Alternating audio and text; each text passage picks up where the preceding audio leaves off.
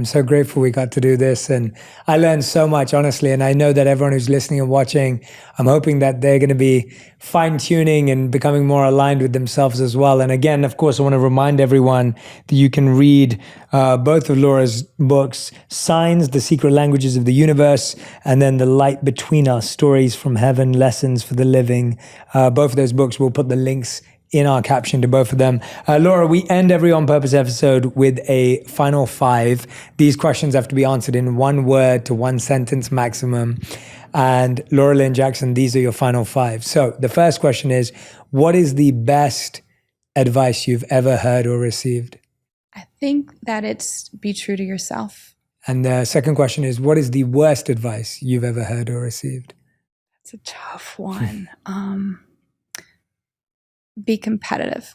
Why do you think that's bad advice? Well, I think the worst child game we ever play is musical chairs. This sense that, there's a dearth. You have to get this when somebody else can't. You have to get this over somebody. I think that being competitive with others is never the answer. And I think being competitive with yourself is fine. Like driving yourself to be better and better and better. But I think the mindset of there's not enough, be competitive, steal it from the next person, do this, have power over. This is way more than a 1-word answer, right? No, I asked you to expand. It's that sort of advice that I think sets us off the wrong way. So don't have your kids play musical chairs, That's I actually really like that parallel. I've always said that it's really interesting how we live in a world where there's a finite number of seats in the theater or seats in the stadium or seats in musical chairs, but happiness is infinite. Like there's no limit, but we're so trained in this limited mindset of thinking of, oh my gosh, there's only that many VIP seats, there's only that many seats, there's only that many standing, there's only this many, and that idea of there's only is where I think that competitive point. I love that. That's beautiful. All right, question number 3. What's the best thing to do first thing in the morning and last thing at night to stay aligned with our... This is such an easy answer for me. It's just express gratitude.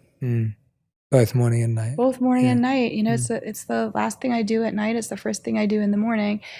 And it shifts your energy completely. I agree. Fully agree. Question number 4. When you feel like you're completely not in the right place at the right time, what do you say to yourself?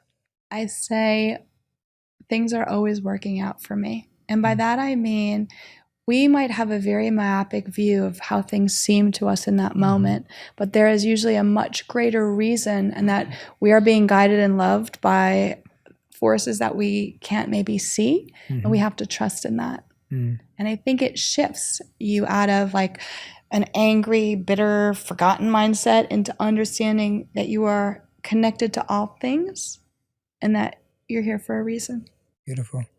And 5th and final question, if you could create a law that everyone in the world had to follow, what would it be? It would be kind.